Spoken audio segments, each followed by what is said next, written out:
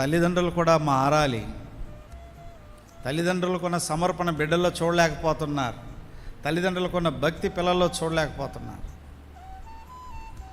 వాళ్ళు మారుతారులేండి, ఖండించలేక, గద్దించలేక బిడ్డని. వాళ్ళ మీద ఉన్న మమకారం, ప్రేమ వాళ్ళని తిన్నగా పాతాళము వాకిల దాకా నడిపిస్తుంది. ఓ తల్లి జాగ్రత్త,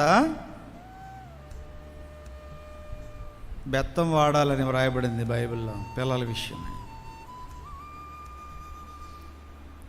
రండి దేవుని వాక్యంలోకి. మన సహవాసం